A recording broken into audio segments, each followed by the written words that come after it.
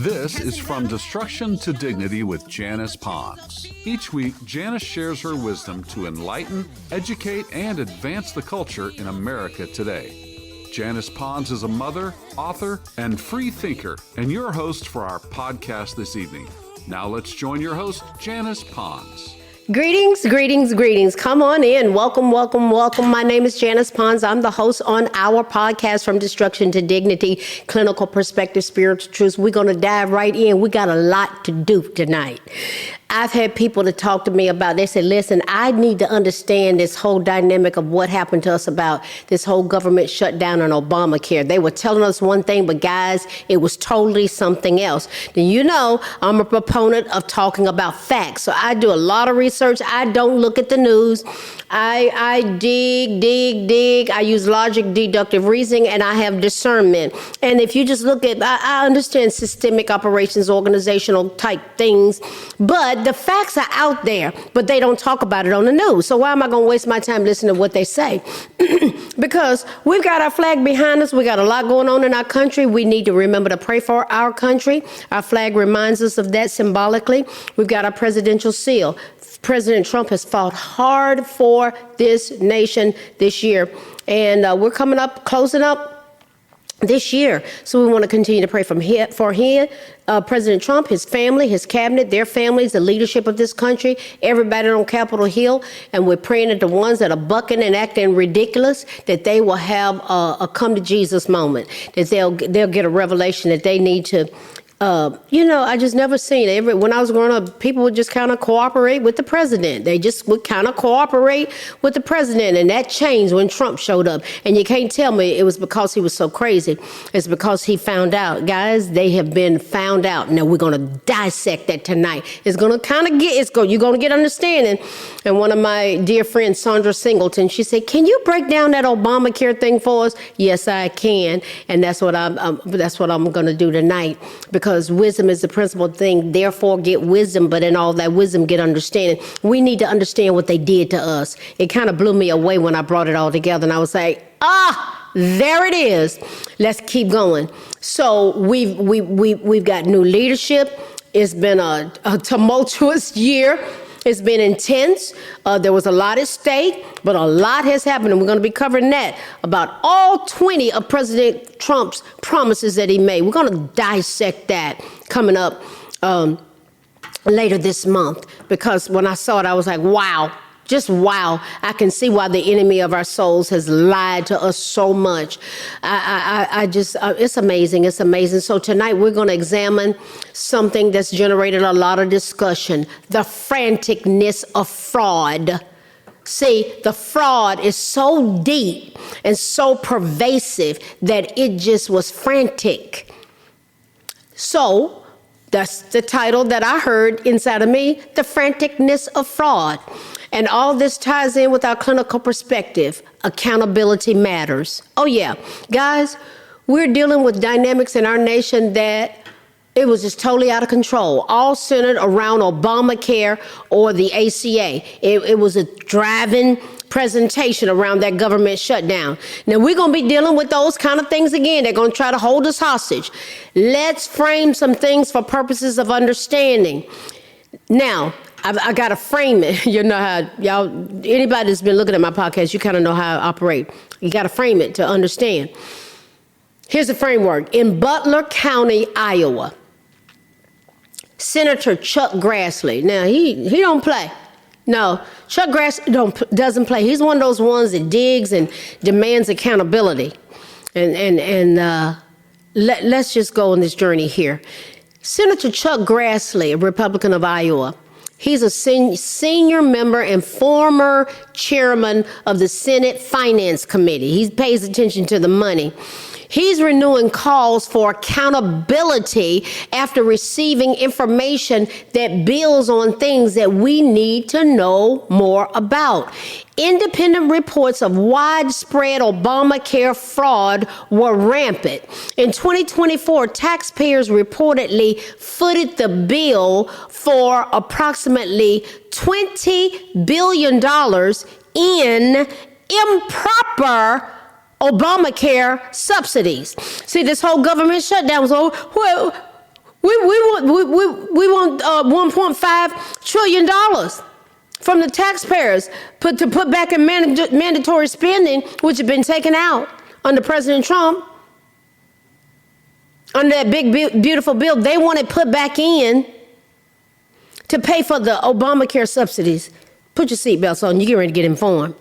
This number was greatly working towards exceeding $27 billion this year in 2025. Now, based on information that is well known, if you know where to go look, Senator Grassley's office, this is what he said: insurance agents were using targeted internet advertisements to fraudulently enroll consumers with false income verification extension requests. Hold on, keep going with me. We're going somewhere, and it is expecting us when we get there. Who, what, when, where, how, and why. Last year, he pushed for answers from the top leaders in the Biden administration regarding their efforts to eliminate waste, fraud, that finance committee. They wanted to eliminate waste, fraud, and abuse in the ACA marketplace, Obamacare. The Biden administration failed to respond to any request. They ignored it. They overrode laws. They had no accountability whatsoever. And we were headed to implosion. The way this Obamacare thing was being set up, guys, there's no way we could last. The Biden administration's failure to adequately oversee these subsidies has had expensive consequences. The Wall Street Journal reported that in 2024, 5 million customers had inappropriately, this is what all the evidence pointed to, had inappropriately received health insurance coverage through subsidized the Affordable Care Act, the Subsidized Affordable Care Act, ACA, Obamacare.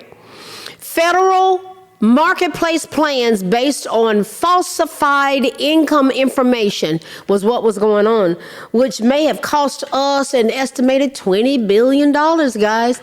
Now, here's the background. Stick with me. In 2021, the Biden administration increased premium tax credits for higher income earners and reduced cost sharing through 2025. As a result of that dynamic of what they did, individuals whose incomes were within 100 to 150% of the federal poverty level, the FPL, federal poverty level, were eligible for fully subsidized health insurance plans. This policy change was comprised of a lot of dynamics, and what it did, it compromised the program's integrity, particularly in states that had not expanded Medicaid. Now, the federal poverty level, that's a measure of income used to determine eligibility for certain programs. With the 2025 guidelines for the states that looked at that as their measure, was 48 states, that's what they used. The starting annual income to be at the poverty level was $15,650 for one person household. And it increased with family size. The FPL is adjusted annually for inflation and is used for things like health insurance, subsidies, and Medicaid. Now, the FPL is used to determine eligibility for government assistance programs like Medicaid, the Children's Health Insurance Program, CHIP, and marketplace subsidies for health insurance, Obamacare. Now, we're framing this. Listen to this. A one-person household, $15,650. That's poverty level. Two-person household, $21,150. 3-person household, $26,650. 4-person household, $32,150. And a 5-person household, $37,650. That's considered the poverty level. Now, according to CMS, Center for Medicaid Services, Medicaid and Medicare Services, and other reportings agencies, see, they keep track of all this data. Guys, listen. Fraudulent enrollments, this is talking about the franticness of fraud. Fraudulent enrollments occurred because insurance agencies and agencies and brokers exploited vulnerabilities in the ACA design. The design was jacked up. It was imploding. It can't last as it is. President Trump is talking about sending money directly to people so they can get their own policies. There's no way we can support this thing.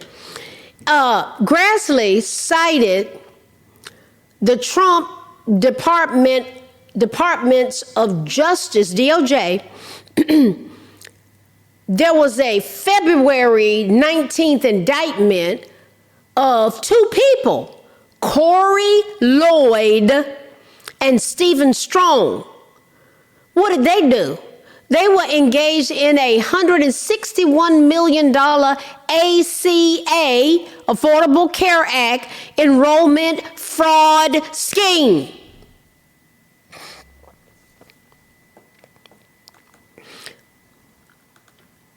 The Trump administration was applauded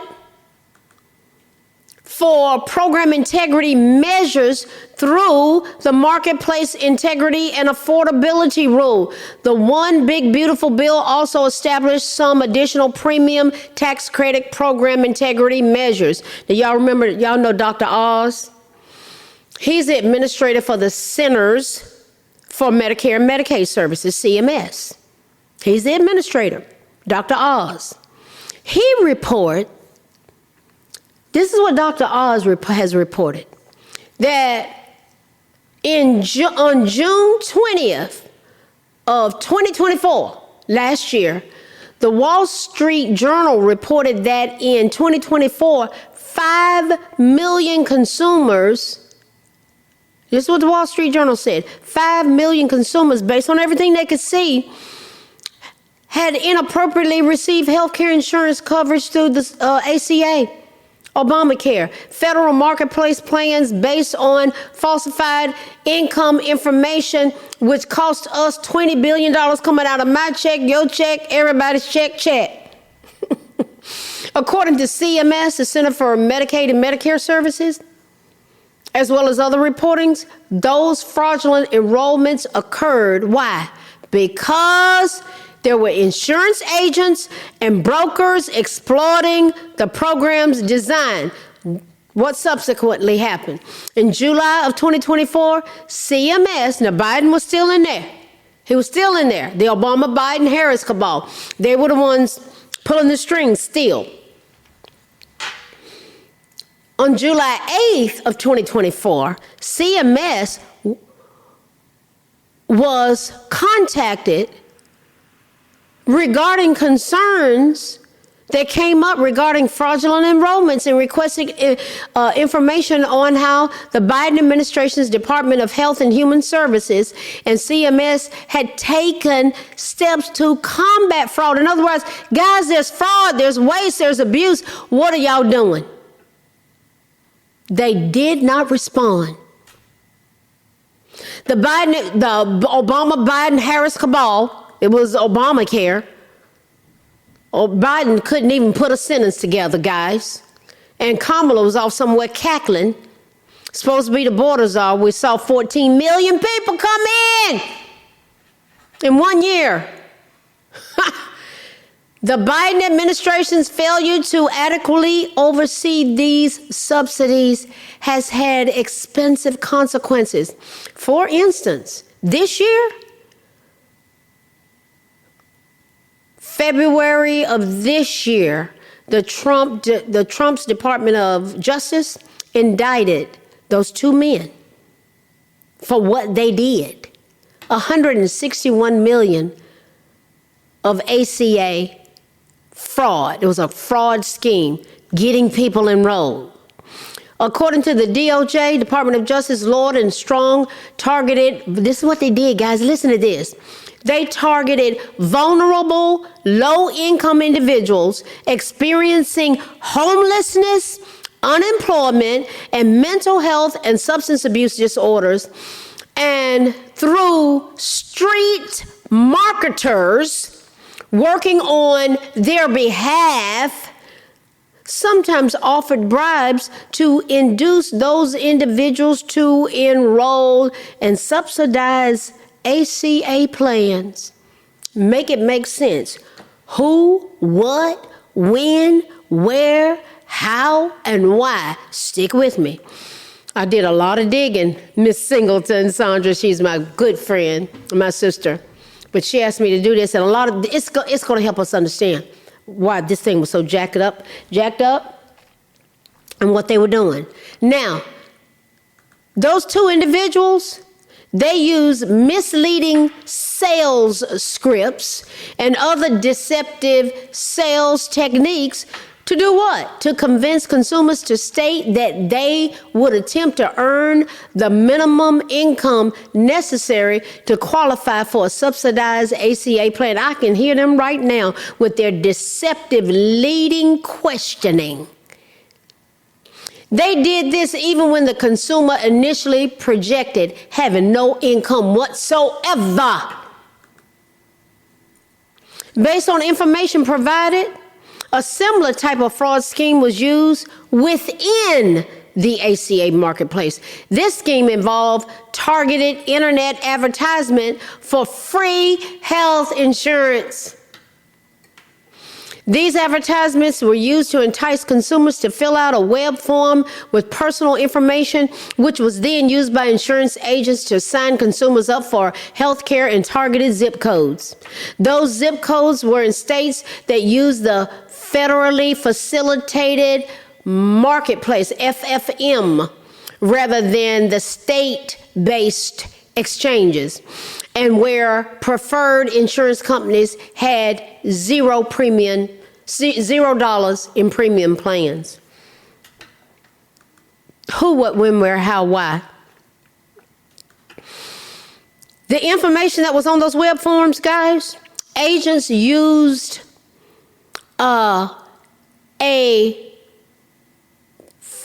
they had 10 federally approved private sector ACA federal marketplace enrollment websites. And they used one of them in particular to sign the consumers up via that mode. They got people online reaching out, free health care. You know it got their attention. During open enrollment periods, agents entered hundreds of applications per day. And if the consumer noted on the web form that their income wasn't between 100 and 150% of the federal poverty level, agents would fraudulently swap it out for a number to obtain maximum ACA federal marketplace plan premium subsidies and special enrollment period eligibility. Guys, do you see this fraudulent scam? And they wanted us to pay more money for them to keep doing this mess. To keep fraudulent enrollments on the books for as long as possible, agents allegedly submitted false income verification extension requests and pre-populated income explanation forms rather than submitting actual proof of income. Guys, this information is out there. I had to dig, but boy, I did some research and put these dots together, and the picture was very clear. Democrats unloaded the Affordable Care Act, Obamacare, also known as ACA. It was ACA, affordable. It's affordable care. Look, baby, affordable care was not affordable. It turned out to be not affordable. Obamacare turned out to be not affordable, and they're trying to get us to rescue it. And that $1.5 trillion, they are going to give that to insurance companies. It's a part of his cronies extending what he did, no different than the stimulus packet, no different than that COVID money. It's no different. So they were going to continue to perpetrate that upon the American people. And since all this is unfolded, the cost of health care and insurance has skyrocketed. There are really 5 basic reasons why Obamacare has been an utter failure. Number 1, it has increased the cost of health care and health insurance. The ACA's federal mandates and spending, including Medicaid expansion and subsidized individual plans, have drastically increased the cost of health care and health insurance. Another reason, Obamacare increases Americans' reliance on the federal government. Democrats are attempting to increase workers' reliance on the federal government. Socialism, guys, by moving them to exchange plans with higher deductibles. Who's going to pay for them? People couldn't even afford the deductibles. Higher deductibles, lower actuarial value, and narrower, very narrow networks. Who could provide care in the networks? This is the average, listen, what was that? That actual value. It's the average percentage of total health care costs that an insurance plan is expected to pay for a standard population.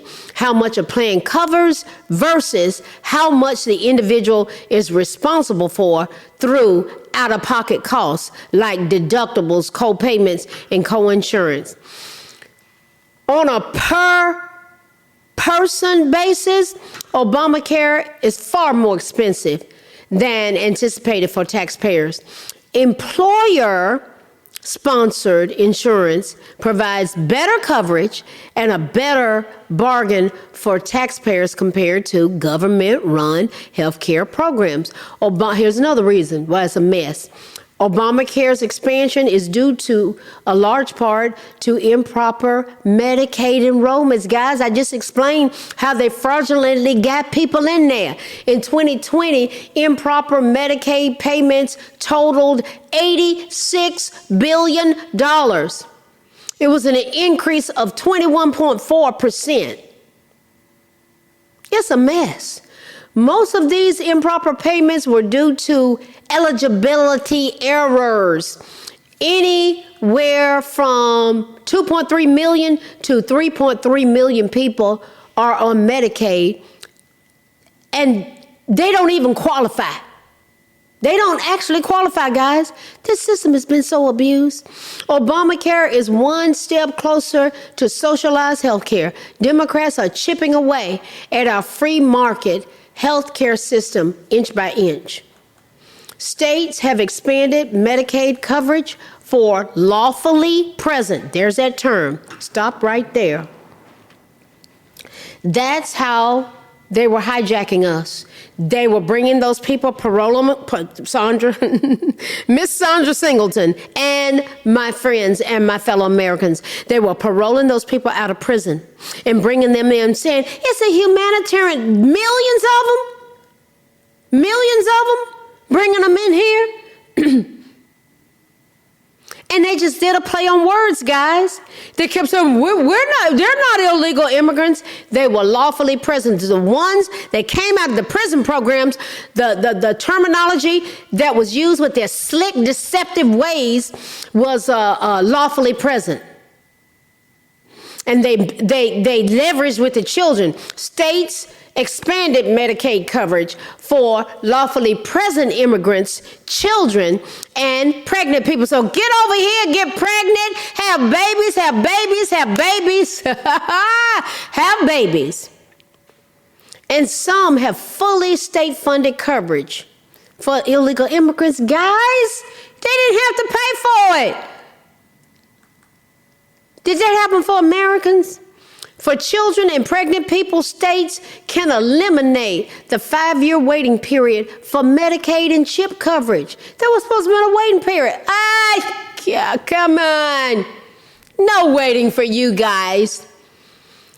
In January 2025, when President Trump was inaugurated and he started working on all this stuff, 37 states plus Washington, D.C.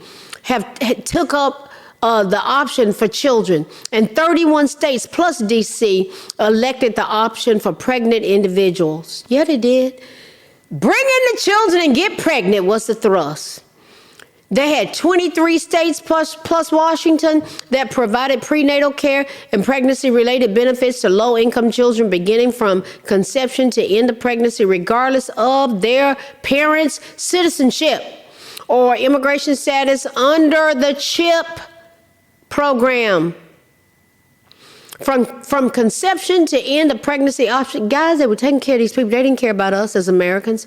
Some states, that it was fully funded for them. Fully funded. Research suggests that they do not take jobs away from U.S. born people. But what they did, they played a disproportionate role in filling jobs in essential industries, such as it was construction and agriculture. Construction and agriculture. And you had your Jasmine Crockett. You remember when she said, we might as well let these illegal immigrants do this work because slaves not picking cotton anymore. Boy, is she obnoxious, as evidenced by talking like that about anybody. So they're saying they weren't taking jobs, but guys, yes, they were. And you know how? They were paying them under the table. That's a whole other racket. That's a whole other podcast. Do you see how they, who, what, when, where, how, why?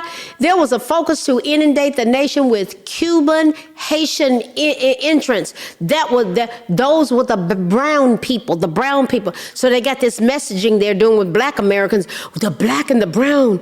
We got to stick together. And they got the hands of the black people. They got this image. I'm going to do a post about it, black hands. And then we got the brown surrounding. We got to stick together. We got to stick together. Baby, they don't let you black folk, they wasn't doing anything for you in terms of what they were doing for the brown folk, bringing them in, paroling them out of prison, and paying for their housing, their health care, their food, their education, their health care, a free child daycare for some of them, and a free monthly money card. Many were just paroled out of prison and brought right in. Guys, there was no accountability regarding the rigged system that was set up related to health care. All of this madness ties in with our clinical perspective. Why do we have to have accountability? It matters because it is fundamental for personal growth. It's fundamental for us to have a healthy country, which fosters strong relationships and improve performance in professional settings and in our personal life and in the functioning of this nation. By taking ownership of actions and decisions, individuals can learn from mistakes, build trust, and achieve success. Are we supposed to trust those in charge when they were doing this to us? In a workplace, accountability fosters a culture of ownership. Are they taking ownership of what they did to us? Boosting productivity. Y'all just keep working, cracking the whip harder on us as they were getting over on us like a fat rat. Achieving their goals. And when they had these NGOs, these non-governmental organizations, guys, they put their relatives, their cronies in charge, and they were getting big fat salaries, and it was coming out of our paychecks. What are the benefits of accountability as we wrap this up? There's so much thought going on in my head. Accountability drives performance that is legitimate. Not undermining the nation and under the table stuff. When individuals take responsibility for their work that's legitimate and it's on the books, they have a greater sense of ownership, which leads to better quality and higher job satisfaction. Organizations with an accountable culture, not under the table mess. are more likely to meet deadlines and achieve strategic goals. Guys, they had that operation going on down there in Georgia. Trump, they shut it down. They sent them people, they went back. Under the table stuff was going on. What would happen if we fostered growth? Owning our own mistakes. It's crucial. They made so many mistakes. Learning from them. By being accountable, we can identify areas for improvement in this nation and develop skills needed to succeed. What would happen if we built trust in relationships? Accountability creates that. Trust. Well, we need to have a government we can trust, but we can't trust them as it had been operating. What would happen if we encourage problem solving? Professional settings in our own lives, teams, churches, focusing on solution-focused problem solving, we would be amazing as a nation.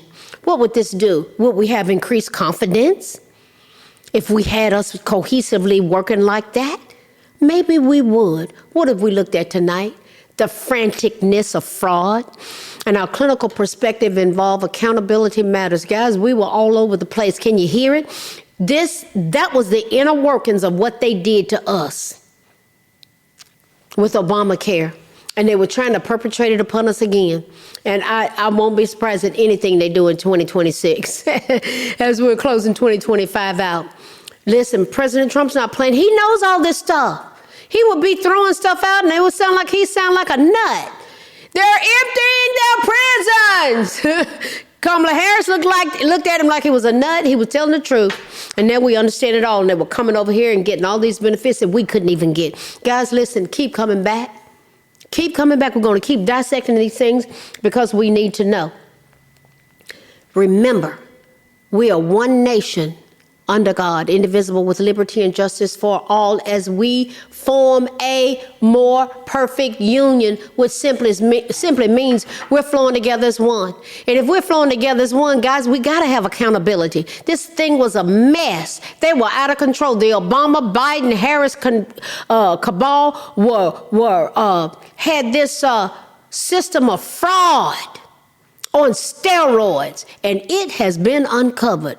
We got smart Americans who can use basic logic and deductive reasoning, and we're going to inform our other Americans that we want to pull you out the mud, that you're not snatched around like a rag doll and believing the lies that they have told you. The best thing some of y'all can do is turn the news off. Oh yeah, they're lying to you. But we're going to keep my platform, and many others are going to lay out facts. That's what I'm committed to. Who, what, when, where, how, why. I understand my assignment. More and more, the older I get, I'm understanding it more and more, and it's developing and growing even more. But my heart is those children. My heart is the children. Somebody got to pay attention to the children. Yes. Listen, keep coming back as we continue to go from destruction. All this mess that was going on, very destructive. But we're going to keep going and exposing these things, educating, learning, being empowered with knowledge. Yes, power. Knowledge is power.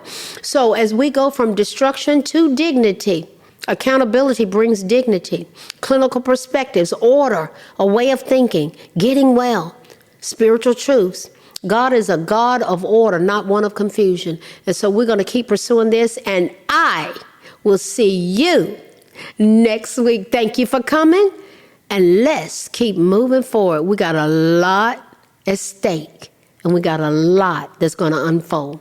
Put your seatbelt on. I'm in for the ride. Let's go. See you next week. Good night. Thanks for listening to this week's episode of From Destruction to Dignity with Janice Pons. Janice's mission is to provoke thought, bring awareness, and point people towards intervention when needed. As a reminder, this show is not therapy, but for educational purposes only. For more information, check out JanicePons.com or follow her on social media. We are one power, strength is ours, liberty, been set free, education, affirmation, dedication, information, revelation.